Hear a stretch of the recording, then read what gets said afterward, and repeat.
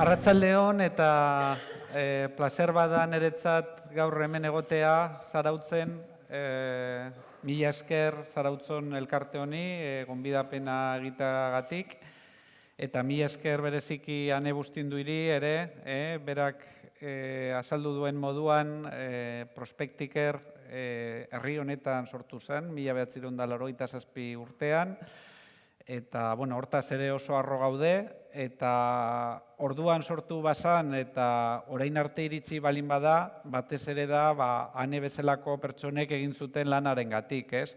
Orduan gaur egun oraindik asko kostatzen zaigu jendea etorkizunean pentsatu araztea, pentsa garai haietan, ez? 1987 urtean, zaila zen nolabait hitzaldi hori eramatea, eta, eskerra handia diogu ere Ane bezalako pertsonei eta proiektu hori martxan jarri zuten jendeari oneraino ekarri dutelako, ez?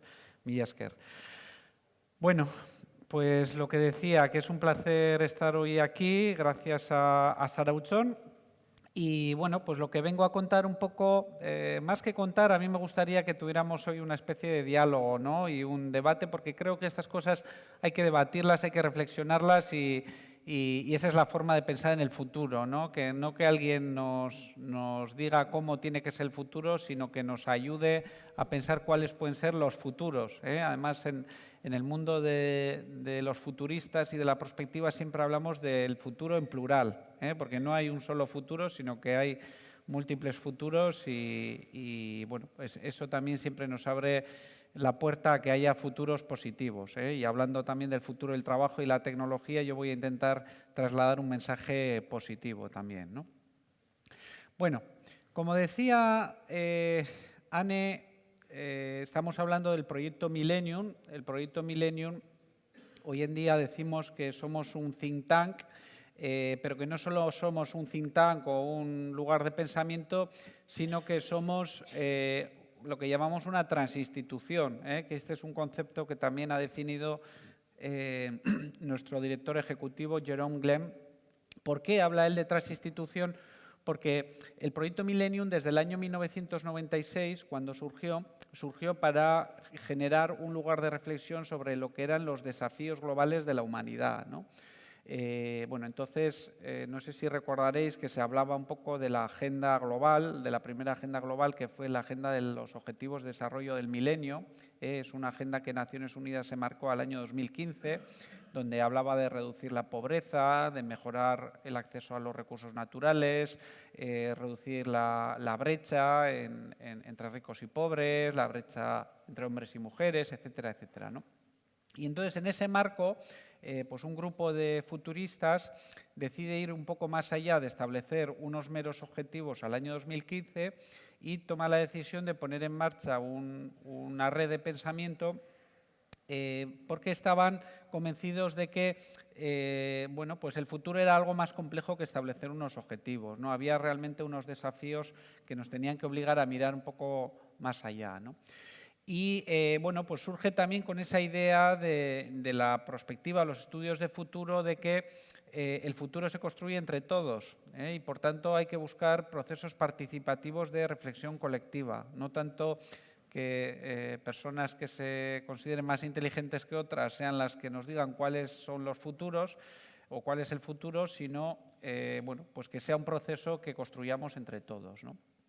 Y entonces, el proyecto Millennium va generando esa red que inicialmente empieza con unos 8 o 10 nodos. Hoy en día, en el año 2018, somos ya más de 60 nodos a nivel global y los nodos tienen la función un poco de conectar las visiones locales con las visiones globales sobre esos desafíos globales, que como comentaremos en el caso del futuro del trabajo y la tecnología, pues no es lo mismo verlo desde la perspectiva, por ejemplo, de aquí de Euskadi, que verlo desde la perspectiva de un país africano, de un país de Asia o de América Latina o del norte de Europa. Tenemos realidades muy diferentes.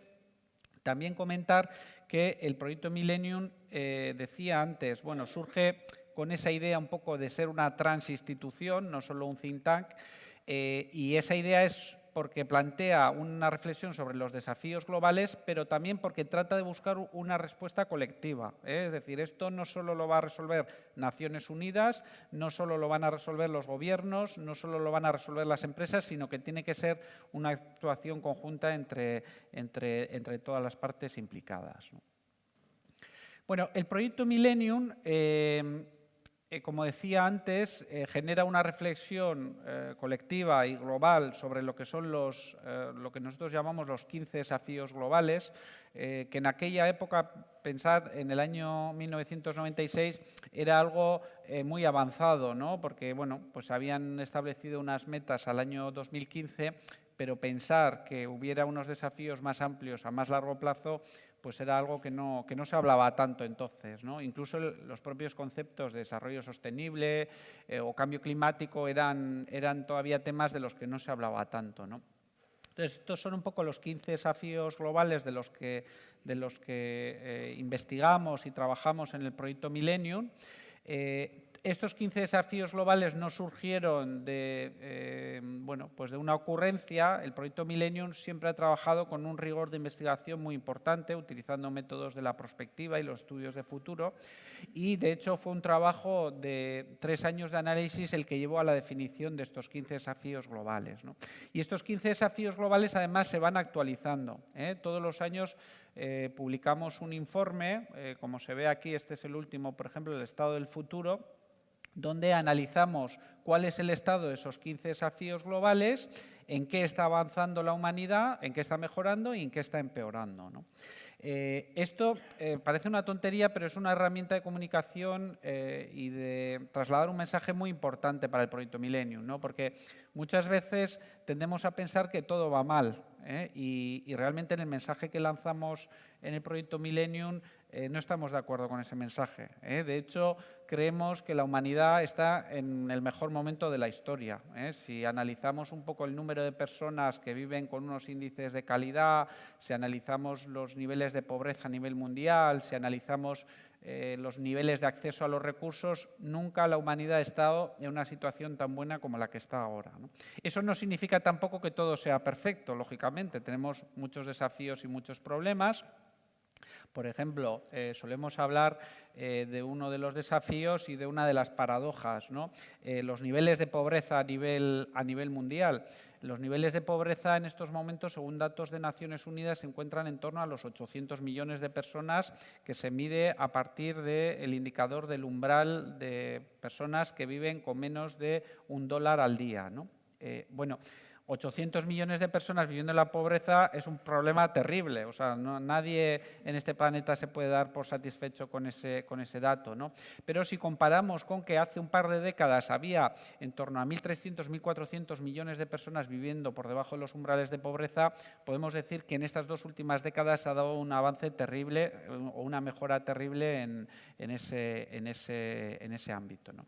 Bueno, lo que trata de hacer el proyecto Millennium es también conectar todos esos desafíos, porque se ha producido una paradoja también en las 2 últimas décadas, que es algo probablemente que muchas investigaciones no predecían, ¿no? Que es que en la misma medida que estamos reduciendo los niveles de pobreza a nivel global, están aumentando las desigualdades, ¿eh? Siempre se ha pensado que las desigualdades y la pobreza evolucionaban de forma paralela. Bueno, la realidad nos ha enseñado en las 2 últimas décadas que eso no es así, que se puede producir una reducción de la pobreza a nivel global y, a su vez, la paradoja de que las desigualdades aumenten porque cada vez una menor proporción de la población global concentra más parte de la riqueza mundial, ¿no? Entonces, esas son el tipo de paradojas que el proyecto Millennium trata de identificar, ¿no? Conectando estos 15 desafíos que no son autónomos, sino que están interconectados, ¿no? Y que en su conjunto nos dan una idea de cómo tenemos que entender el mundo y cómo tenemos que ser capaces de identificar ese tipo de paradojas, ¿no? Bueno, entonces, centrándonos un poco en las investigaciones del proyecto Millennium, que ha ido desarrollando anualmente, todos los años analizamos cuál es el estado del mundo a través de ese informe del estado del futuro. De hecho, tenemos una batería de 30 indicadores donde podemos medir en qué estamos mejorando, en qué estamos empeorando o en qué no tenemos datos claros, y además hacemos proyecciones a futuro de cómo vamos a evolucionar en el futuro, ¿no? A partir de un modelo de predicción que tenemos, ¿no? Pero además de eso, analizamos ámbitos específicos, ¿no? Por ejemplo, hace algunos años completamos este estudio de Latinoamérica 2030, donde dibujamos 4 escenarios para el futuro de Latinoamérica. Curiosamente es de lectura interesante porque si uno ve lo que ha ocurrido en estos 10 últimos años desde que escribimos aquel libro, en Latinoamérica sobre todo, bueno, pues hay similitudes bastante interesantes, ¿no? con lo que decíamos en el libro, ¿no? Entonces, hemos estado trabajando en distintos ámbitos y el que venimos trabajando en los 2 últimos años es este del futuro del trabajo y la tecnología, ¿no? Bueno, ¿por qué analizamos o cuál es el punto de partida del proyecto Millennium en este tema? Que ya saben que es un tema bueno, en el que prácticamente está hablando toda la gente, ¿no? Están hablando los gobiernos, están hablando los organismos multilaterales, está hablando Naciones Unidas, están hablando las empresas, bueno, toda la gente tiene este tema en boca, ¿no? Bueno, el análisis del que partimos en el proyecto Millennium es este, ¿no? Por un lado, que en los últimos 10 años, por no decir desde antes, hemos asistido a una concentración de la riqueza cada vez mayor, que es un poco lo que estaba comentando antes. Se reducen los niveles de pobreza a nivel mundial, pero a su vez se da una mayor concentración de la riqueza, a que las diferencias de ingresos sean cada vez mayores, a que se esté produciendo un nuevo modelo económico de crecimiento económico sin generación de empleo o sin tanta generación de empleo, es decir, esa correlación también entre el crecimiento del PIB. No sé si recordaréis cuando hace algunos años un presidente del Gobierno decía que la economía en España tenía que crecer al 3% para que se generara empleo y tal. Bueno, todas esas fórmulas ya parece que se han superado, ¿no? Entonces, estamos ante un cambio de paradigma también en el modelo económico, ¿no? A que el retorno de la inversión en capital y en tecnología sea mayor al retorno en inversión en capital humano, en personas. Esto también es importante porque hay que ponerse desde la visión de las personas que toman las decisiones de inversión, o sea, las inversiones en capital fijo, las inversiones en tecnología, están siendo en las últimas décadas, están presentando indicadores de rentabilidad mucho mayores que las inversiones basadas en actividades intensivas en mano de obra, ¿no? Y que las tecnologías futuras pueden reemplazar gran parte del trabajo humano y esto podría llevar a un incremento del desempleo estructural, que esto es un poco el hilo conductor de muchos de los estudios. Aquí hay una palabra importante que nosotros destacamos, que es pueden. Pueden reemplazar bueno, pues buena parte de los puestos de trabajo, pero eso no significa que vayan a reemplazarlos. Es decir, que en el proyecto Millennium bueno, tratamos, y como lo suele proponer la perspectiva, tratamos de huir de las visiones únicas y catastrofistas. Estamos a tiempo de abordar este desafío y huyamos de esas visiones que simplemente dicen que el mundo se va a pique y que no tenemos nada que hacer, ¿no? Realmente tenemos mucho que hacer y podemos afrontar este cambio de una forma pues, muy positiva, ¿no? Bueno, entonces, ¿qué es lo que se está produciendo a nivel de cambio tecnológico? Bueno, hay muchas tecnologías que están desarrollándose en las últimas décadas, muchas de estas las habréis oído y son temas de los que se está hablando todos los días. Algunas pueden ser más conocidas y otras nos pueden resultar más novedosas. Hablamos de la inteligencia artificial. Bueno, se viene hablando mucho de la inteligencia artificial y la inteligencia artificial no es algo que se haya inventado ahora, ya sabéis que es algo que viene desarrollándose desde hace bastantes años, pero sí en el proyecto Millennium y lo que nos dicen sobre todo las personas expertas es que hay diferentes tipos de inteligencia artificial. Nosotros hoy en día conocemos un tipo de inteligencia artificial, que es la que se llama la inteligencia artificial estrecha, que por simplificarlo de alguna manera, diría que el ser humano es el que le dice a la máquina qué es lo que tiene que hacer. Programa un algoritmo, programa una máquina para que haga algo, ¿no? Eso es una forma de inteligencia artificial, ¿no? Luego habría un segundo estadio de la inteligencia artificial, que es la inteligencia artificial más amplia, que llega a más ámbitos, que es más extensa, que es más generalizada de alguna manera. Y luego habría un tercer estadio de la inteligencia artificial, que es lo que llamamos la superinteligencia artificial. Y los expertos, y esto me gustaría también recalcarlo por huir un poco de los escenarios de las películas de ciencia ficción, lo que reconocen es que no saben hasta dónde va a llegar esa inteligencia artificial. La superinteligencia artificial es la que se refiere a cuando lleguemos a un estadio en el que las máquinas, los robots, van a ser capaces de programarse a sí mismos. Van a poder, lo que en jerga técnica se suele decir, van a poder escribir sus propios códigos. No van a necesitar a alguien, a un ser humano, que les diga lo que tienen que hacer, sino que ya van a llegar a un estadio en el que van a ser capaces de decidir por sí mismas, digamos, ¿no?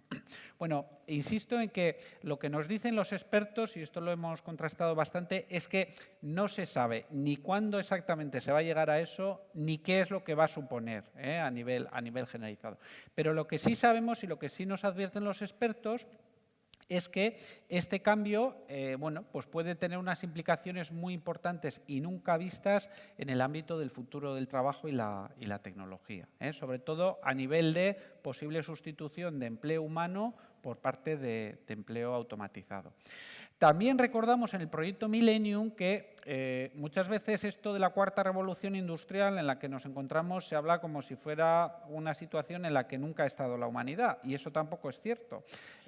Venimos de otras 3 revoluciones industriales y también recordamos en el proyecto Millennium que en esas 3 revoluciones industriales anteriores siempre se creyó que se iban a destruir más puestos de trabajo de los que se iban a crear. Y siempre ha ocurrido lo contrario. Siempre se han creado más empleos de los que se han destruido, tanto en la revolución agrícola como en la revolución, en la segunda industrial del carbón, como en la revolución de las tecnologías de la información, como en la cuarta revolución industrial que vamos a afrontar ahora, ¿no?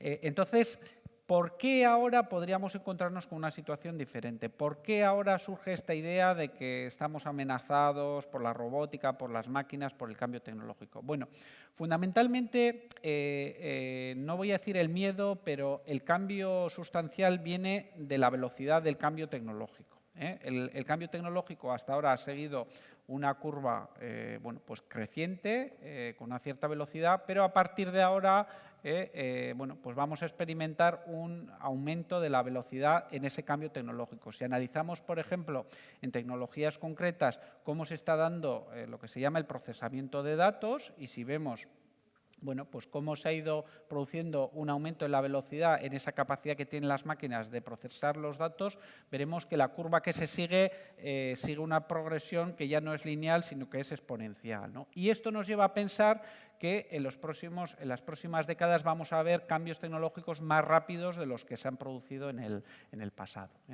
Bueno, todo ello, además, en una especie de tormenta perfecta en la que no estamos hablando solo del cambio de la inteligencia artificial, que es el principal cambio tecnológico del que hablamos, sino también hablamos de todos estos cambios tecnológicos, ¿no? Bueno, pues de las tecnologías conscientes, de los drones, de los que se habla cada vez más, de los coches sin conductor, del blockchain, bueno, pues de la telepresencia, de la computación cuántica, de la nanotecnología, etcétera, etcétera, etcétera, ¿no? Esto es un poco el punto de partida que tenemos de esta investigación. Entonces, lo que hacemos en el proyecto Millennium hace un par de años es tomar la decisión de poner en marcha este estudio, pero sobre todo de crear una herramienta para generar un debate con el conjunto de los agentes.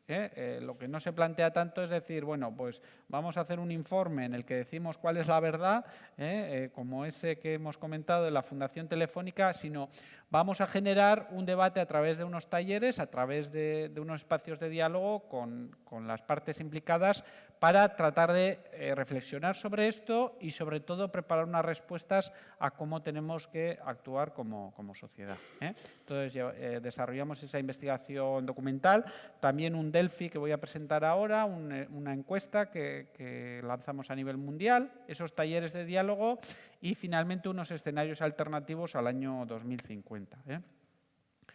Bueno, Como comentaban inicialmente, nuestra responsabilidad también ha sido traer esa reflexión global del proyecto Millennium aquí, tanto a nivel del Estado, con la colaboración de Fundación Telefónica, como hemos recogido en este libro, en esta publicación, como a nivel de Euskadi, porque en Euskadi tenemos una situación particular sobre este tema. Entonces, lógicamente hablamos con Lanbide, que digamos que es el principal actor a nivel de lo que pueden ser las políticas de empleo en Euskadi, y se interesaron enseguida en este tema, no solo por la proyección que tenía el propio estudio, que pensaba a una visión a medio y largo plazo, sino como una fuente de mejora o de revisión de las políticas públicas que estábamos aplicando en Euskadi, ¿no? Y en concreto con una que es muy específica de Euskadi, que a veces se nos suele olvidar, que es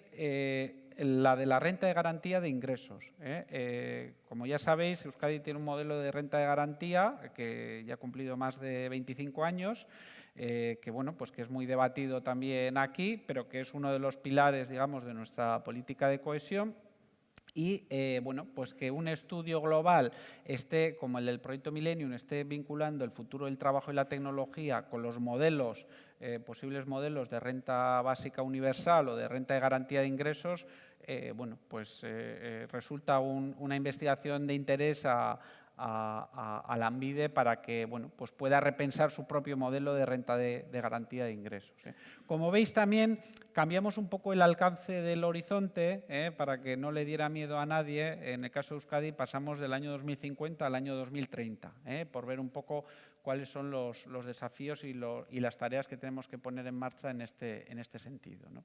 Bueno, las cuestiones clave que surgen como punto de partida son... Estas son las del estudio global. Por ejemplo, pues ¿cuáles pueden ser las tasas de desempleo mundiales a 2020-2050 si no hacemos nada? Es decir, si seguimos en la dinámica en la que estamos ahora, en la que se está produciendo este cambio tecnológico acelerado, en la que estamos pasando de una evolución lineal a una evolución exponencial, en la que puede surgir una inteligencia artificial que tenga una capacidad, ¿no?, de escribir sus propios códigos. Bueno, ¿esto qué puede suponer en la evolución del desempleo, ¿no? ¿Qué puede suponer en la sustitución del empleo de la mano de obra como lo conocemos en la actualidad, ¿no? Otra de las preguntas es cuáles son las tecnologías o factores y estrategias que podrían hacer que esas hipótesis fueran ciertas o no. Es decir, ya partimos de una idea de que esto no es una verdad absoluta y que puede haber factores que nos hagan pasar de, bueno, pues de una evolución a otra diferente, ¿no? ¿Qué efectividad y probabilidad podrían tener esas acciones que se comentan anteriormente para la creación de nuevos puestos de trabajo, para abordar ese desempleo estructural? Es decir, ¿cómo podríamos afrontar esa posible amenaza de un desempleo estructural?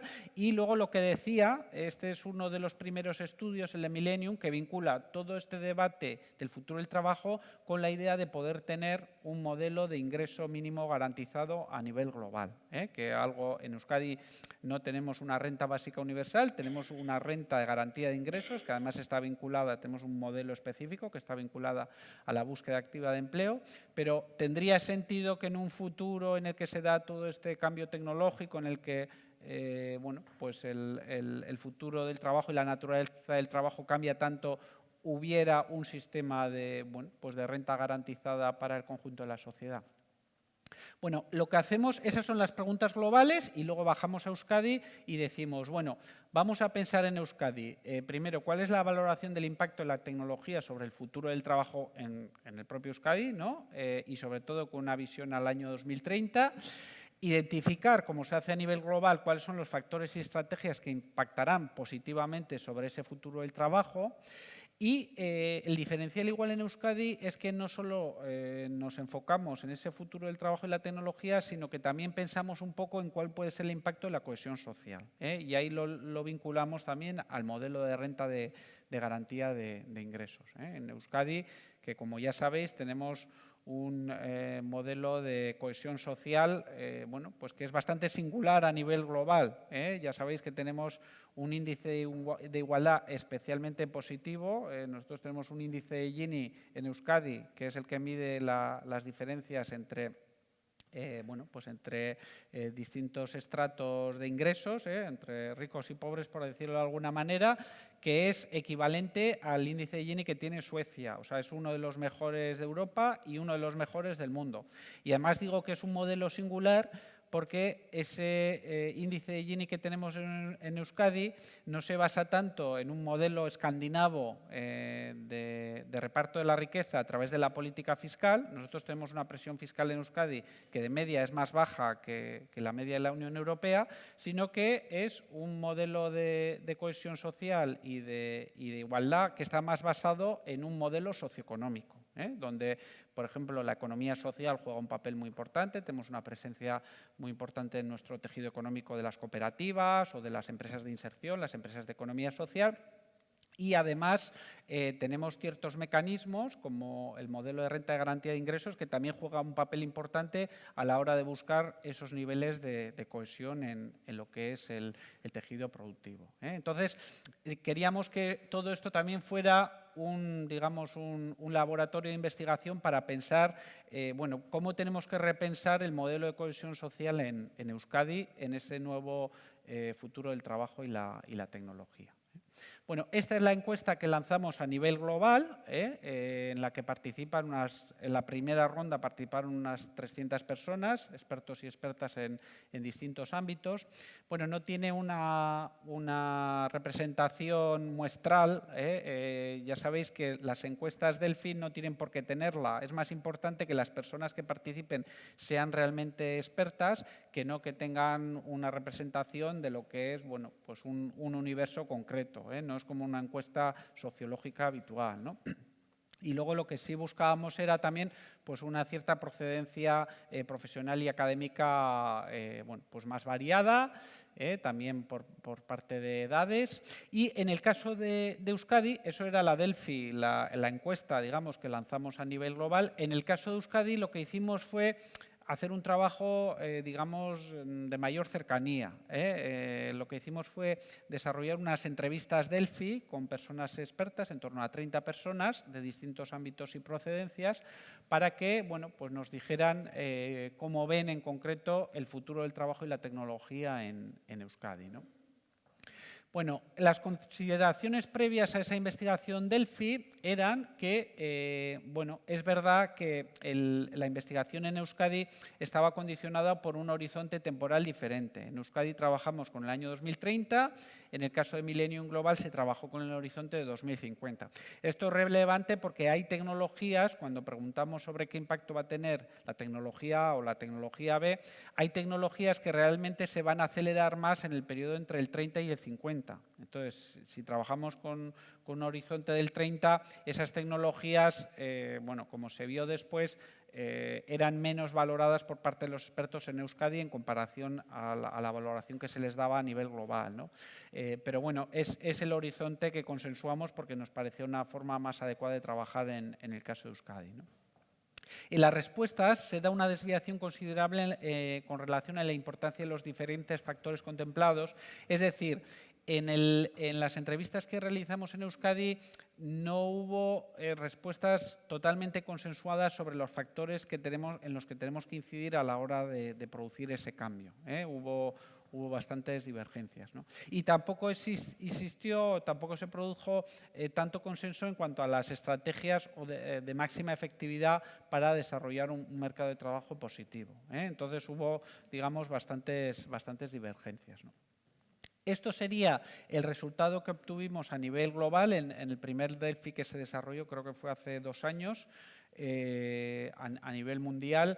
Como veis, esto ya nos da una idea cuando preguntábamos a los expertos cuáles pueden ser las tasas de desempleo mundiales a 2020-2050 si no hacemos nada, si seguimos en un escenario tendencial, pues nos podemos poner una tasa de desempleo mundial global del 24%. El 24%, por ejemplo, en el Estado no es una cifra alarmante, o no, bueno, alarmante debe serlo, pero no es una cifra extraña, porque incluso se ha superado.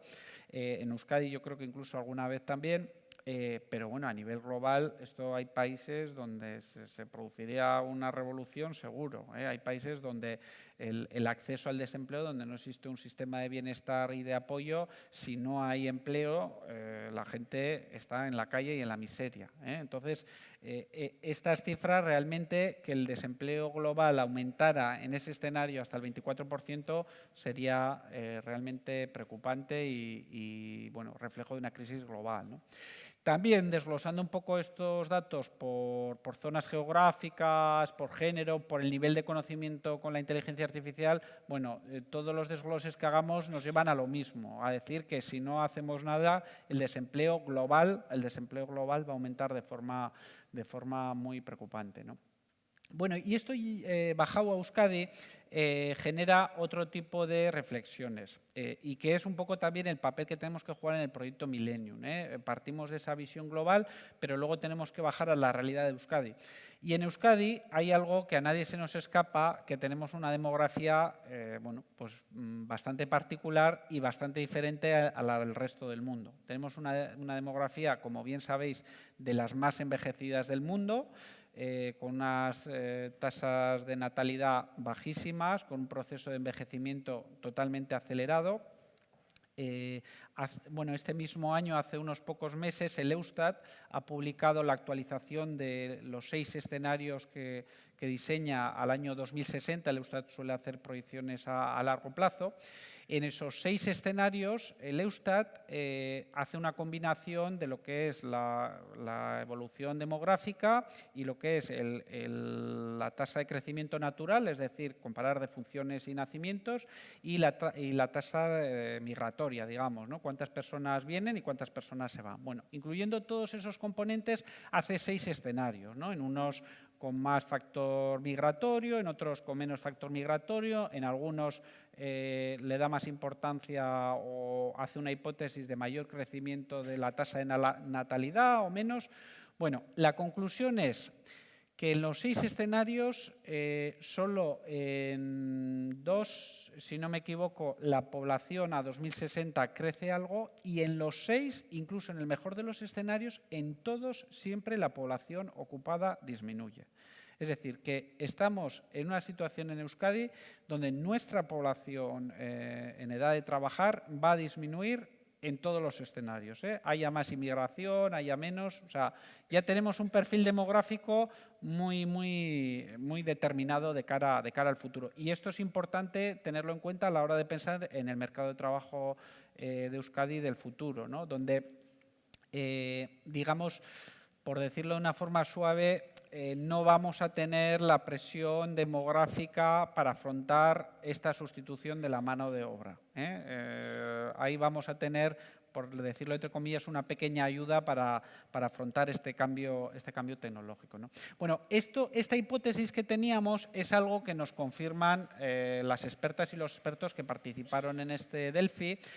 Como veis, bueno, les preguntábamos cuál creían que eran las 3 visiones alternativas del mercado de trabajo y, bueno, pues hay una…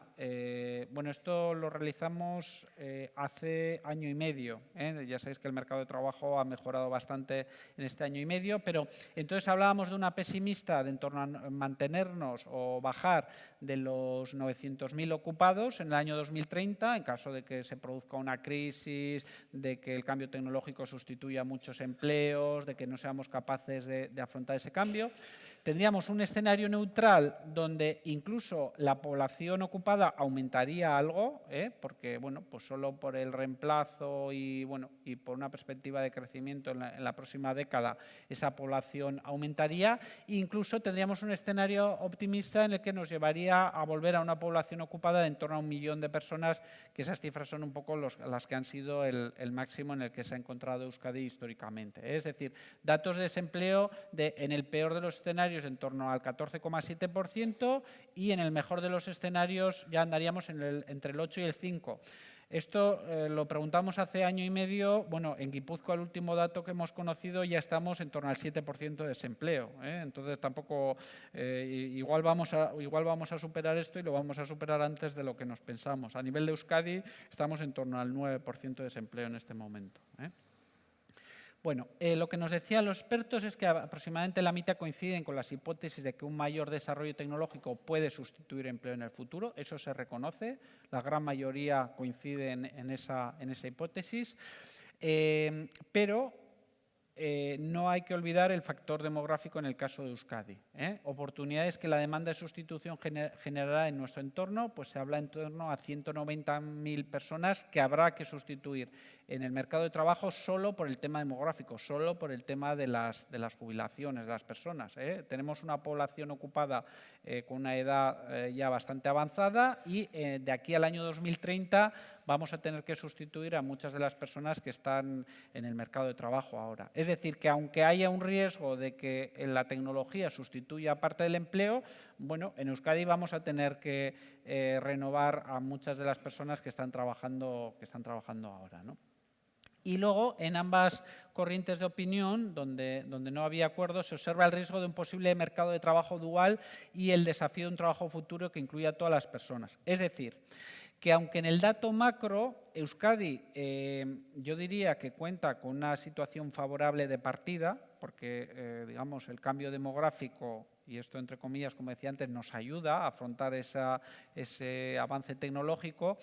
Claro, eso no significa que vayamos a un mundo perfecto, porque nos podemos encontrar, como nos estamos encontrando, que tenemos un mercado de trabajo dual, donde hay personas que tienen unas condiciones de trabajo adecuadas, que, bueno, pues que viven con unas condiciones de trabajo aceptables y que hay otras personas pues, que trabajan y están en situación de pobreza. El concepto este de working poor o bueno, pues, trabajadores pobres en última instancia, ¿no? Entonces, tenemos el riesgo de que el mercado de trabajo también se polarice en los próximos años. Bueno, entonces, en el Delfi también, a nivel de Euskadi, preguntamos y lo comparamos cuáles eran, por ejemplo, las tecnologías que más nos podían impactar en el mercado de trabajo en Euskadi. Como veis, en general, la posición de las tecnologías es bastante similar, salvo en el caso de la inteligencia artificial. ¿Por qué? Bueno, pues fundamentalmente porque elegimos horizontes temporales distintos. En el caso de Millennium 2050, en el caso de Euskadi 2030. Esto probablemente lo que nos está diciendo es que hasta 2030 ahí no vamos a tener todavía un impacto sustancial de lo que es el desarrollo de la inteligencia artificial. Bueno, ya veis, pues en general en Euskadi, sobre todo lo que nos puede seguir afectando es la robótica. Bueno, pues eso es natural, ¿no? ¿Cuántas personas trabajaban hace 30, 40 años en Altos Hornos de Vizcaya y cuántas trabajan ahora en la acería compacta de Vizcaya, ¿no? Que produce tal vez 4 veces más, pues solo con el 10% de las personas que trabajaban en sus orígenes, ¿no? Bueno, pues todo ese cambio va a seguir también, ¿no? Bueno, el ranking de las ocupaciones afectadas por la automatización de las principales actividades. Esto es algo que hemos analizado en Euskadi y que no se analizó en el Delfi Global en Millennium, pero sí que se está analizando por algunos otros estudios que se están realizando sobre este tema. Por ejemplo, el de la Universidad de Oxford, no sé si habéis oído hablar de él, que es un estudio que lo que hace es definir las ocupaciones a partir de las tareas que se realizan que tienen mayor vulnerabilidad a ser sustituidos por la tecnología. Entonces, en general, tanto en ese estudio como en las conclusiones que realizamos en este Delfi, la conclusión general es que hay una correlación entre mayor grado de cualificación y menor riesgo de ser sustituido, que eso es algo bastante lógico. No obstante, esto no es siempre así. Es decir, también se han identificado muchas profesiones que tienen un alto grado de cualificación y que tienen un alto grado de probabilidad o de vulnerabilidad de ser sustituidos, ¿no? Casos concretos, pues por ejemplo, los traders de bolsa. Los traders de bolsa son profesiones con mucha cualificación, pero que no sé si habéis oído que pueden ser sustituidos y cada vez están siendo más sustituidos por algoritmos que se desarrollan con inteligencia artificial. Entonces, ese es un tipo de profesiones que probablemente a corto plazo van a ir desapareciendo. Incluso se habla, no sé si hay aquí alguna persona que se dedica a la abogacía. En el ámbito de la abogacía hay muchos procedimientos que son bastante automatizables, ¿eh? No toda la abogacía, pero una parte de la abogacía también nos dicen los expertos que se puede automatizar mucho, sobre todo con el uso de la inteligencia artificial. Y por no decir ámbitos, bueno, pues como lo que es lo que pueden ser los choferes de autobuses, de trenes, bueno, pues todas estas profesiones o el telemarketing, los teleoperadores, son todo profesiones que poco a poco van a ir siendo o pueden ir siendo automatizadas por la tecnología, ¿eh? Entonces, esa correlación, mayor cualificación, menor vulnerabilidad en general, ¿eh? Luego comparábamos también qué factores por orden de importancia pueden tener un impacto positivo en el desarrollo del empleo, a nivel global y a nivel de Euskadi. Bueno, pues aquí se habla, por ejemplo, el crecimiento de nuevos puestos de trabajo ligados al ocio, la recreación y las industrias de atención a la salud. Fijaos que esto en Euskadi sale como número 1. Claro, lógicamente tenemos una población más envejecida que la del resto del planeta. Entonces, aquí vemos las oportunidades, ¿no? O sea, aquí, bueno, pues aunque se automaticen muchas personas, y aunque en Japón y en el sudeste asiático se está hablando mucho de los robots y bueno, pues que ayudan, ¿no?, en el cuidado de las personas mayores, todavía vemos aquí mucho recorrido, ¿no?, en el caso de Euskadi, para que haya mucho empleo humano ligado a este tipo de desarrollos, ¿no? Aceleración en todo el mundo de la creatividad humana, nuevos conceptos económicos y laborales. Este es otro concepto que se ha trabajado mucho en el proyecto Millennium, en los escenarios. Tenemos que entender también que va a cambiar de una forma o de otra la naturaleza del trabajo, ¿eh? Probablemente ya para el año 2050 no vamos a tener un concepto del trabajo como el que conocemos en la actualidad, donde una persona pues va a pasar 40 años no solo en una misma organización, sino casi en un mismo puesto, ¿no? Eso va a ser muy complicado en un esquema del año 2050. Y vamos a ver un crecimiento importante de lo que entendemos como empleo autónomo, ¿eh? Empleo, bueno, pues de personas que gracias a las tecnologías de la información van a poder desarrollar bueno, pues todas sus habilidades. También tenemos que reflexionar si ese es el empleo deseado o no. En los últimos años hemos visto todo el desarrollo de lo que son estas plataformas, ¿no?, basadas sobre todo en las tecnologías de la información, como Uber, Airbnb, ¿no?, pues que han generado mucho empleo, pero que en muchos casos no ha sido tampoco un empleo deseado, ¿no? Ha sido más bien un empleo por necesidad. Bueno, aquí tenemos que reflexionar también hacia qué tipo de empleo vamos a ir en el año 2050 vinculado a estos desarrollos tecnológicos, ¿no?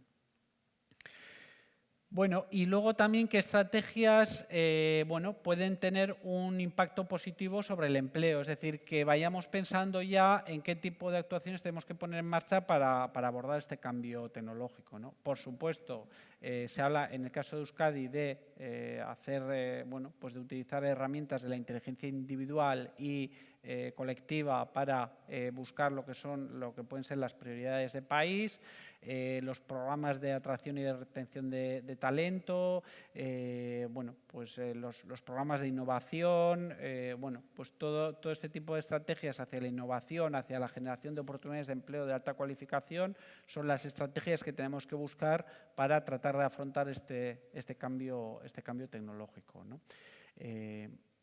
Bueno, y luego preguntábamos a nivel global y a nivel de Euskadi también si todo esto nos lleva a que sea necesario dotarnos de mecanismos y de herramientas de ingresos garantizados para el conjunto de la sociedad. ¿Por qué?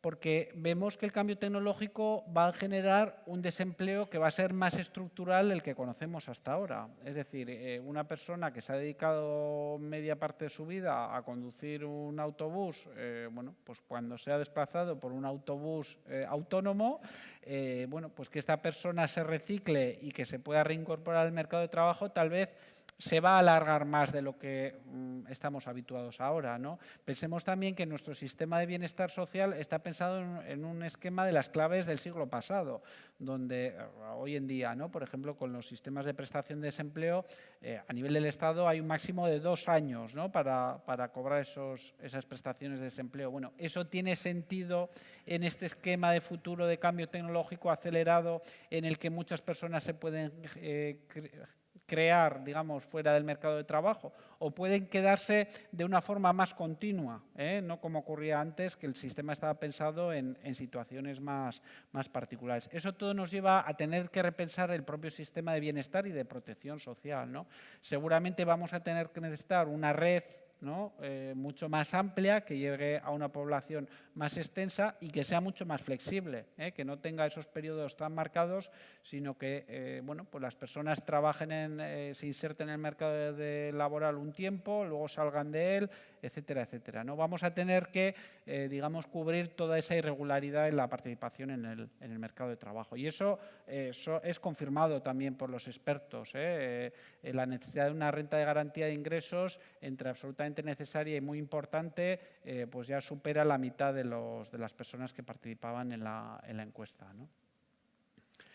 Bueno, algunas reflexiones en esta primera parte. No existen soluciones únicas, este es un tema complejo, no hay una varita mágica que nos vaya a resolver este tema y sobre todo hay que buscar soluciones particulares, como es el caso de Euskadi, que tiene un perfil demográfico concreto.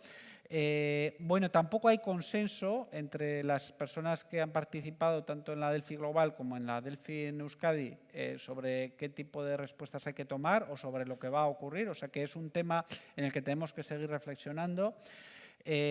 Bueno, hay que abordar medidas, en eso también tenemos un consenso, o sea, lo que no podemos es dejar que esto siga una tendencia, hay que afrontar este desafío del cambio tecnológico. Y tampoco existe un consenso claro de que en Euskadi en concreto el cambio tecnológico vaya a generar un desempleo masivo automáticamente, sobre todo por lo que comentaba de esa curva demográfica que tenemos, pero sí que existe una advertencia sobre cómo podía evolucionar el mercado de trabajo hacia un mercado muy dual y, bueno, pues donde puede haber personas que sigan insertadas en el mercado de trabajo, pero que puedan no estar en las mejores condiciones de trabajo, ¿no? Bueno, con todo esto lo que hacemos es empezar un debate para decir, bueno, ¿qué tipo de medidas hay que empezar ya a plantear con un esquema a medio y largo plazo para afrontar este cambio tecnológico en estos 5 ámbitos que se hace tanto a nivel global como a nivel de Euskadi? En educación, por ejemplo, nos preguntamos cómo deberían cambiar los sistemas de educación, de formación y de aprendizaje para abordar este cambio tecnológico que va a ser más acelerado en el futuro que lo que ha sido hasta ahora, ¿no? ¿Eso qué significa? Bueno, pues que nos tenemos que replantear nuestro sistema educativo, pero sobre todo lo que nos tenemos que replantear es nuestro esquema de formación a lo largo de la vida. Para que os hagáis una idea, os voy a dar un dato que está en el libro de la Fundación Telefónica, de 50 estrategias para 2050, que, por cierto, a las personas que no hayáis sido afortunadas en el sorteo, os lo podéis descargar de forma gratuita desde la web de la Fundación Telefónica, es gratis. Entonces, en ese libro, uno de los indicadores que decimos es que, para que os hagáis una idea, por ejemplo, a nivel del Estado, hoy en día, el porcentaje de personas trabajadoras que realiza como mínimo una actividad de formación continua en su empleo a nivel anual es del 10%. Solo el 10% de las personas trabajadoras realizan algún tipo de actividad de formación continua al año. Bueno, para que os hagáis una idea, en Suecia ese mismo indicador es del 30%. Y Suecia se está planteando que es un desafío, es decir, que necesita mejorar ese indicador. O sea, imaginaros lo que tenemos que mejorarlo nosotros, ¿no? O sea, el tema de la formación continua y la formación a lo largo de la vida es un factor fundamental para poder afrontar este cambio tecnológico de una forma adecuada, ¿no? Bueno, será necesario mantener en el horizonte 2030 un modelo de renta de garantía de ingresos y es el modelo que tenemos en la actualidad, el modelo de la RGI, o tenemos que repensarlo. ¿Qué cambios en la cultura y en nuestros valores serán necesarios? También, y esto, como veréis ahora, pues ha salido de una forma importante en los debates que hemos tenido en Euskadi, ¿no? ¿Qué tipo de cambios de valores tenemos que afrontar en el mercado de trabajo? ¿Cómo deberán cambiar las propias empresas, ¿no? Las empresas también van a tener que sufrir o experimentar transformaciones importantes. ¿Y cuáles serán un poco los principales cambios tecnológicos que van a afectar al mercado de trabajo en cada caso, ¿no? Bueno, a partir de aquí os voy a contar de forma breve un poco lo que son los 3 escenarios que hemos definido al año 2050. Bueno, y no me extenderé mucho, sobre todo lo vais a ver en las imágenes.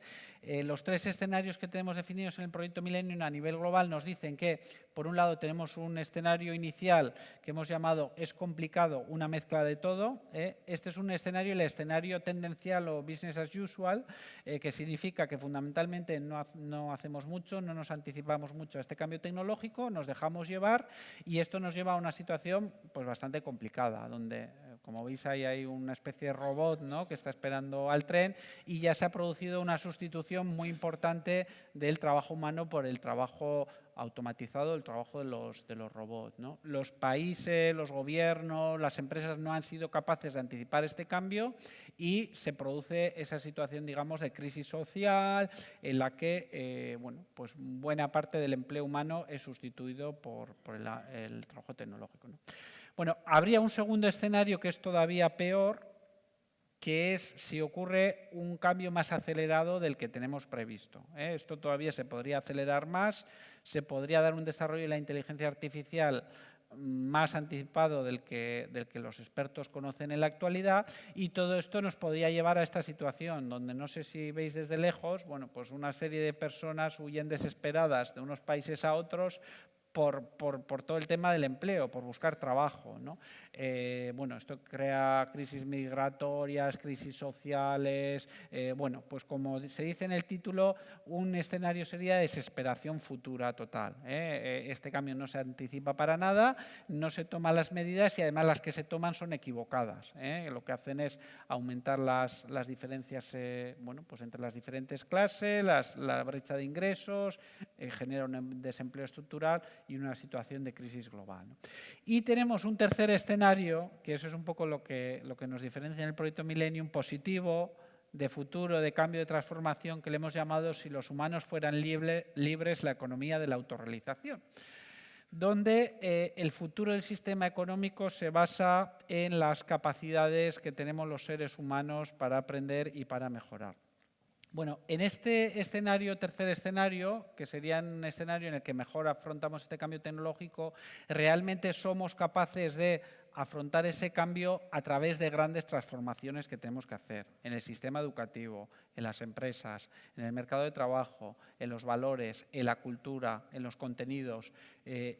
Realmente somos capaces de anticipar todos estos cambios y empezamos a tomar medidas a tiempo para que podamos convertir este cambio tecnológico en una oportunidad. Bueno, en este escenario, una de las diferencias, incluso tenemos un cuadro que no he traído hoy, donde hacemos una distribución de lo que es el conjunto de la población ocupada en 2050 por tipos de empleos. El empleo por cuenta ajena, el autoempleo o lo que se llama el empleo informal. Bueno, en este tercer escenario, realmente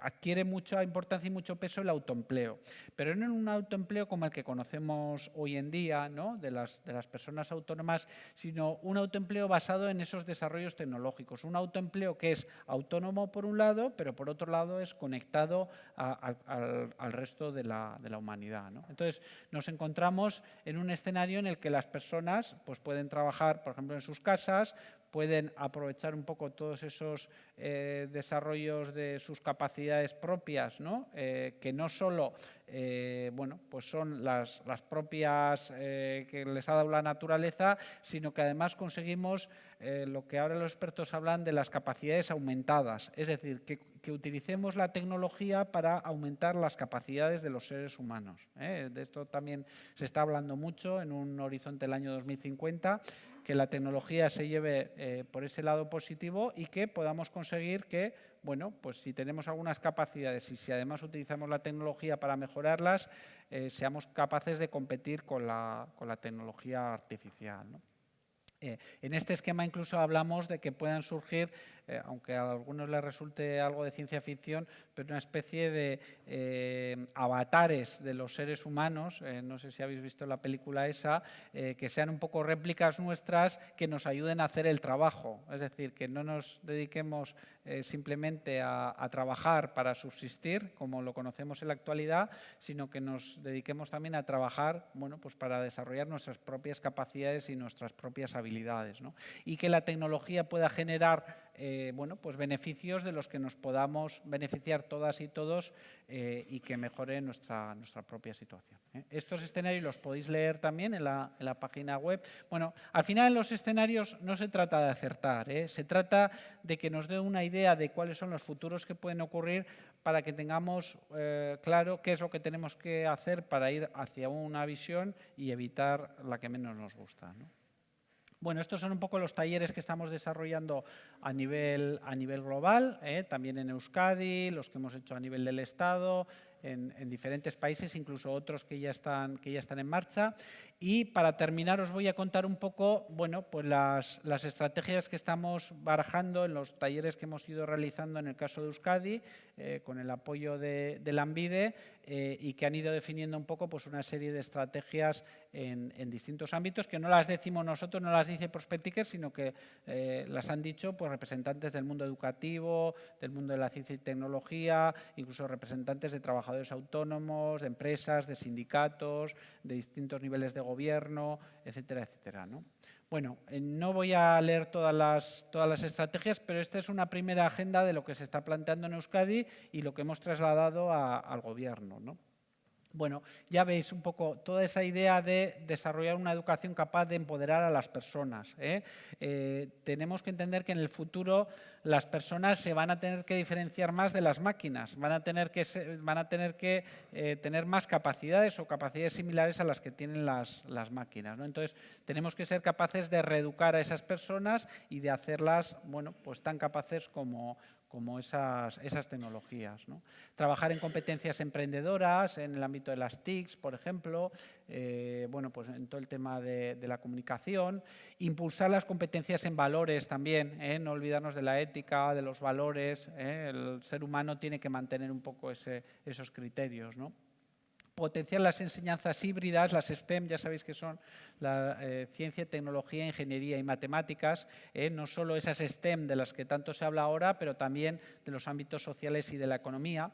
Unificar la FP y la universidad, bueno, pues normalizar la percepción sobre la posibilidad de autoemplearse. O sea, hay que darle mucha más importancia a lo que son los esquemas de autoempleo, el emprendimiento y el emprendimiento individual, ¿no? Y también en cooperación con otras personas, ¿no? Generar plataformas de debate, espacios de encuentro sobre el futuro, observatorios de tendencias para entender también qué es lo que está ocurriendo en el mercado de trabajo, que muchas veces nos cuesta entender lo que está ocurriendo. Bueno, fomentar las políticas de emprendimiento, esto salió también como un eje muy importante. O sea, hay que entender que en el sistema económico del futuro ya no se va a tratar tanto de una gran empresa que va a construir una factoría, ¿no?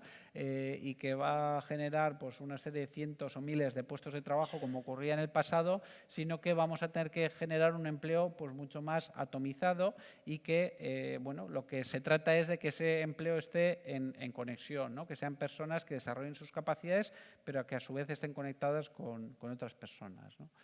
Cambio en la actitud también se habló un poco de lo que son los agentes sociales, o sea, el esquema de agentes sociales que tenemos del pasado, pues en ese sistema económico de futuro no va a tener tanto sentido, ¿no? Nuevas relaciones laborales, de esto también se habló mucho. Garantizar una renta básica universal, esto es otro de los temas que se propuso y en el caso de Euskadi, replantear el modelo de renta de garantía de ingresos. Un sistema fiscal que intervenga y mejore también la redistribución de rentas, no solo dejarlo al desarrollo de la tecnología. Aquí se habla un poco de ajustar las políticas fiscales, las políticas activas de empleo, bueno, la oportunidad que viene con la economía de los cuidados. A nivel de empresa, todo lo que son estrategias de especialización de las empresas vascas, bueno, pues esta RIS3 y todas estas estrategias que tenemos de especialización regional, seguir avanzando en esa idea, pero con una visión a más largo plazo. Incorporar a la empresa vasca modelos de mayor corresponsabilidad, también se hablaba mucho. Buscar espacios de colaboración, buscar más colaboración en un modelo de empresa que tenemos, que, bueno, pues que es un modelo de empresa mediana y pequeña, cómo podemos hacer más fuerte ese tipo de modelos empresariales. por supuesto, mayor participación de las personas en las empresas, seguir fortaleciendo nuestro modelo de tejido socioeconómico, ¿no? Tanto empresas cooperativas, empresas de inserción, empresas donde los trabajadores tengan una mayor participación, atraer y retener talento, fomentar la transparencia, evaluación y rigor en la administración. También necesitamos un gobierno de futuro, bueno, pues que sea capaz de afrontar este cambio tecnológico también, porque la inteligencia artificial va a venir también a los propios gobiernos, a la forma de hacer las políticas públicas, ¿no? Construcción de estructuras democráticas fuertes, hibridar periódicamente los departamentos. Aquí se hablaba mucho cómo podemos afrontar este nuevo paradigma económico, este nuevo sistema económico, con un esquema de funcionamiento de gobiernos totalmente departamentalizado, ¿no? Donde tienes un departamento de industria, un departamento de hacienda, un departamento de cultura. Claro, el sistema económico de futuro no va a entender de esos departamentos estancos, ¿no? Vamos a tener que tener unas visiones mucho más transversales, ¿no? Bueno, todo lo que decíamos de la interlocución social, el papel de las personas autónomas. En ciencia y tecnología, bueno, buscar la participación pública en la titularidad de las patentes. También en el cambio tecnológico se está produciendo una concentración del poder tecnológico. Cada vez grandes empresas tecnológicas controlan más todos los desarrollos tecnológicos. ¿Cómo podemos luchar contra eso también, ¿no? Socializar la tecnología, una I+D+I orientada al desarrollo social, la innovación social, el papel de la innovación social. En el ámbito de la cultura, bueno, una cultura de mayor civismo, es decir, también se decía, bueno, pues si vamos a ir a un modelo de renta básica universal, hombre, pues también necesitamos probablemente un modelo de valores sociales y de corresponsabilidad social pues equivalente a lo más avanzado que tengamos hoy en día a nivel global, ¿no? Lo que pueden ser un poco esos modelos de corresponsabilidad social nórdicos, ¿no? Donde la ciudadanía también el sistema de bienestar es muy generoso, pero la ciudadanía también es muy responsable, ¿no? Bueno, la conciencia del cambio, bueno, intensificar lo local y la diversidad, la cultura de la reciprocidad. También se insistía otra vez en lo de empoderar a la juventud. La juventud va a ser un poco la mayor protagonista de este gran cambio. E impulsar la cultura colaborativa. De alguna manera, generar confianza y generar cultura de colaboración, ¿no? A nivel social, bueno, pues hay que apostar por un modelo de cambio en la protección social y en el modelo fiscal. Tenemos que adaptar nuestro modelo actual a lo que va a ser este nuevo sistema económico. Poner mayor atención a la crisis de los cuidados, sobre todo en un país como Euskadi, que tiene un perfil demográfico tan acentuado.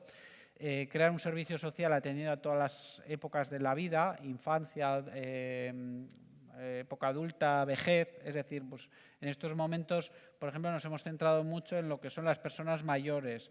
En las últimas décadas, en muchos órganos de reflexión en los que estamos, se está diciendo, bueno, pues igual es que nos hemos olvidado un poco de la infancia, ¿no? Y por eso la tasa de natalidad pues también ha bajado bastante en los últimos años, ¿no? Bueno, pues tenemos que diferenciar un poco cada uno de esos ámbitos para tener una aproximación más adecuada, ¿no? a cada uno de ellos. Como decíamos antes, también profundizar en el papel y la función de la RGI, ¿no? Bueno, pues hasta aquí terminaría yo. Os dejo también aquí la portada del libro El Estado del Futuro, donde tenemos incluido un poco todo este análisis sobre la tecnología y el trabajo de la tecnología 2050 y los talleres que estamos desarrollando a nivel global. También tenéis aquí información del sistema de inteligencia prospectiva del proyecto Millennium. Y por mi parte terminar un poco, bueno, pues lanzando un mensaje de optimismo también. Yo creo que tenemos un futuro, bueno, pues muy interesante realmente si somos capaces de afrontar los cambios necesarios. Es verdad que tenemos mucha tarea por delante, pero también diría que especialmente en el caso de Euskadi estamos en una situación privilegiada. Tenemos un modelo de cohesión social que es referente y singular a nivel global. Y bueno, pues tenemos un perfil demográfico que, si hacemos los deberes que tenemos que hacer, nos va a permitir afrontar este cambio tecnológico de una forma especialmente positiva, ¿eh? Entonces, bueno, pues ya tenemos la agenda marcada. Ahora lo único que tenemos que hacer es ponerla en marcha y tomárnosla en serio, ¿eh? Así que, por mi parte, mila esker denori, y bueno, pues quedo a vuestra disposición para cualquier pregunta. Al comienzo, en una de las primeras transparencias, forman parte de Millennium, no sé, pues gobiernos, la ONU, instituciones, ONGs y también corporaciones. Sí. Claro, me imagino las grandes corporaciones. Es honesto, entre comillas, el papel, la colaboración de esas empresas en estos estudios. Porque, claro, estamos hablando de las grandes corporaciones, los intereses que tienen, el poder que tienen, que casi superan de los estados y tal. ¿Colaboran adecuadamente? Bueno, a ver, el proyecto Millennium, si en algo ha intentado diferenciarse, es precisamente en eso. Y por eso el director ejecutivo del proyecto Millennium siempre habla de que no es solo un think tank, sino que es una transinstitución. Es decir, que tiene que siempre tratar de garantizar que en los grupos de debate que se generan, en la financiación que se consigue, en los proyectos que se desarrollan, haya una participación amplia. No solo de los gobiernos, no solo, porque bueno, los gobiernos también tienen sus intereses, o las Naciones Unidas, las agencias de las Naciones Unidas también pueden tener sus intereses, y a veces la academia también tiene sus intereses, y por supuesto las empresas también tienen sus intereses. Entonces, se tiene que conseguir esa participación colectiva, amplia y diversa para que los resultados de esas investigaciones sean realmente plurales, ¿no? Y en eso, bueno, el proyecto Millennium, de hecho, hay una clasificación anual que publica la Universidad de Pensilvania sobre los mejores think tanks del mundo, donde aparecen algunos que pueden ser parte de corporaciones o que pueden tener un sesgo más de un lado o de otro, o que pueden estar más cercanos a unos gobiernos o a otros. Bueno, el proyecto Millennium, en el año 2000, hace un par de años, escaló hasta el número 6 en el ámbito de los nuevos paradigmas e ideas, realmente siendo reconocida como un think tank realmente independiente, ¿no? Entonces, bueno, yo creo que lo que se trata al final es, y sobre todo utilizando las herramientas de la prospectiva, que realmente tienen que ser participativas, que podamos generar un lugar, un espacio de reflexión y de debate a largo plazo y que realmente sea plural, ¿no? Tenemos que entender también que el sistema económico está cambiando. Ahí hay unos datos, por ejemplo, probablemente todas las personas que estamos aquí, o si no todas, prácticamente todas, tenemos WhatsApp en el móvil, ¿no? ¿Conocéis la plataforma WhatsApp? Bueno, la plataforma WhatsApp es una empresa que se vendió hace unos pocos años por una cifra que superaba los 10.000 millones de dólares, siendo una empresa que tenía menos de 100 empleados. Es decir, el ratio y la relación entre empleos y el valor de una empresa y el valor que le otorga hoy en día en la economía ha cambiado totalmente. Hoy en día, por ejemplo, una de las cosas que se valora y que tiene un valor como hace 20 años lo tenía el petróleo es el valor de los datos. O sea, ¿por qué se pagó más de 10.000 millones de dólares por una plataforma además gratuita, ¿no? Que tiene un modelo de negocio un poco extraño, ¿no? Por esa empresa, por esa plataforma, más de 10.000 millones de dólares. Bueno, pues porque tenía millones de usuarios en todo el planeta. Y el valor de esos datos hoy en día es como el valor del petróleo hace 30 años. Entonces, si uno se fija, por ejemplo, cuáles eran las 50 mayores empresas hace 20 o 30 años y cuáles son hoy en día, no tiene nada que ver. O sea, hace 20 o 30 años eran empresas, pues estaba General Electric, estaban empresas industriales, estaban empresas energéticas, empresas de hidrocarburos, estaban pues empresas de telecomunicaciones, banca. Claro, hoy en día son Microsoft, Google, Facebook, ¿no? Empresas bueno, pues que su relación entre el valor que tienen y el número de empleados ha cambiado totalmente, ¿no? Y luego han surgido pues, muchos nuevos modelos de empresa que hace 20, 30 años no hubiéramos pensado, ¿no? Pues, por ejemplo, el que exista un modelo como Uber, donde unas personas a través de unas plataformas tecnológicas se convierten en taxistas, ¿no? Unos días sí y otros no, en función de las necesidades que van surgiendo en el momento real, etcétera, etcétera, pues esos son figuras que no existían, ¿no? Y que van a seguir desarrollándose en el futuro y que tenemos que analizar, bueno, pues cómo adaptarnos a esas figuras. Muchas de ellas, como bien conocemos, ¿no? Al final lo que esconden es un empleo precario, no esconden una vocación de desarrollar unas capacidades propias personales, sino es un mero empleo precario. Además, yo siempre suelo decir que en Uber, ¿no? Que se vende muchas veces como, no tengo nada en contra de Uber, pero que se vende como una plataforma exitosa, ya sabemos cuál va a ser el futuro de Uber. El futuro de Uber va a ser el vehículo autónomo. O sea, Uber va a ser muy exitoso, pero no porque genere muchas oportunidades de empleo a personas que quieren conducir o llevar a otras, ¿no? Porque eso antes o después va a ser sustituido por un vehículo autónomo. Precisamente es el que más, ¿no? El primero.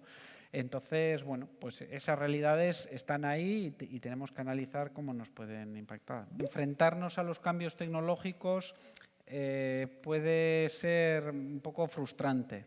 Yo creo que lo que tenemos que pensar es anticipar cuáles son esos cambios tecnológicos y tratar de convertirlos en una oportunidad. El desarrollo, por ejemplo, en Euskadi tenemos un sector de automoción inmenso y si somos capaces de adaptarnos a todos esos cambios que se van a producir en el sector de automoción, no solo el vehículo autónomo, sino el vehículo eléctrico, todos los cambios que van a haber en la configuración del vehículo, de las diferentes partes, etcétera, etcétera, bueno, pues realmente podríamos convertir una amenaza en una oportunidad a nivel industrial.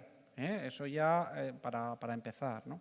Y en segundo caso, yo diría, personalmente creo que la situación de Euskadi nos tenemos que plantear este cambio de forma justo inversa. Es decir, nosotros tenemos un perfil demográfico en el que a la vuelta de la esquina no vamos a tener gente suficiente para cubrir las necesidades que tiene el sistema económico. No vamos a tener.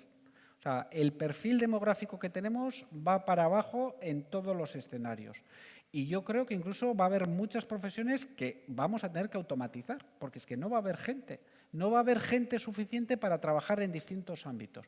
Otra cosa distinta es cómo ponemos en común esas dos cosas, ¿no? Cómo, bueno, pues porque nos faltan un montón de ingenieros, justo consigamos los ingenieros que necesitamos, ¿no? O que la tecnología sustituya pues no solo a personas que conducen un autobús o un taxi, ¿no? Sino a las personas que están en la gasolinera, ¿no?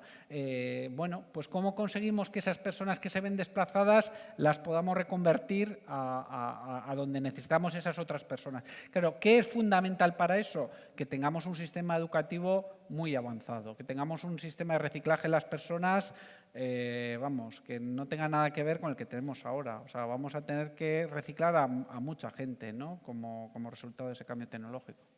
Va a ser muy complicado que de repente se generen unos robots, ¿no? que nos cuiden de forma perfecta cuando tengamos unas necesidades de dependencia, ¿no? Yo creo que en mucho tiempo vamos a necesitar un cuidado humano, ¿no? Y ahí lo que nos dicen las personas que han participado es que va a haber mucho desarrollo de empleo, incluso va a haber necesidad de personas, como está ocurriendo ya, ¿no? En los peores momentos de la crisis todavía han estado viniendo personas de fuera para cuidar personas mayores aquí, ¿no? Entonces, eso refleja, bueno, pues que vamos a necesitar a más gente, ¿no?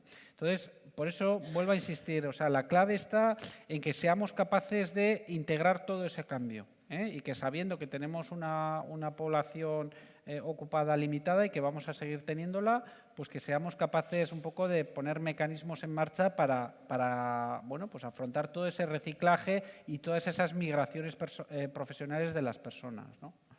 En la exposición y en los escenarios que he ido imaginando, por señalar dos cuestiones. Una, evidentemente la clave es la integración, pero formación para competir con las máquinas. Y otra pregunta, El autoempleo es la salida. El autoempleo en la forma actual de un trabajo menos cualificado, menos reconocido, con menos prestaciones, menos retribuido, mal asunto. Otra cosa será que el concepto de empleo vaya desapareciendo y empecemos a hablar de trabajo y que pero el futuro en el autoempleo es un escenario, desde la concepción actual de autoempleo, me preocupa. Bueno, lo que nos dicen aquí un poco los expertos es que el sistema económico va poco a poco progresando hacia eso. Hombre, es verdad, y aquí se ha hablado mucho en los talleres, probablemente la reflexión es qué tipo de autoempleo queremos, ¿no? Porque tampoco no olvidemos, por ejemplo, aquí tenemos un desarrollo muy importante del empleo cooperativo, y el empleo cooperativo en una parte también es autoempleo. Otra cosa es que es un autoempleo en cooperación, ¿no? Es decir, que tiene que haber un proyecto colectivo, pero la propia persona también es autoempleada. Entonces, eso también es un autoempleo. Entonces, pensemos un poco, probablemente el modelo que queremos de autoempleo se orienta más hacia un modelo cooperativo que no hacia un modelo autónomo, precario, etcétera, etcétera, ¿no?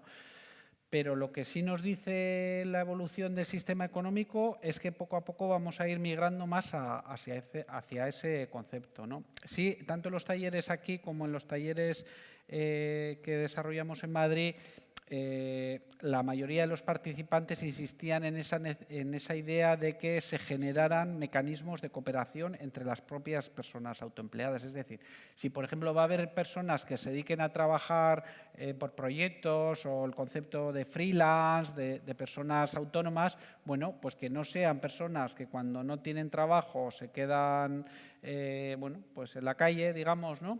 Por un lado, que exista un mecanismo adaptado de bienestar social a esa nueva realidad, y ahí es donde entra un poco todo el modelo de renta de garantía, renta universal, y por otro lado, que se busquen mecanismos de colaboración, que puedan ser personas que por un lado trabajan de forma autónoma, pero por otro lado que formen parte de una red, por ejemplo, ¿no? Las nuevas tecnologías también posibilitan ese tipo de figuras que hoy en día igual no conocemos tanto, pero que en un futuro puedan tener mucho más sentido, ¿no?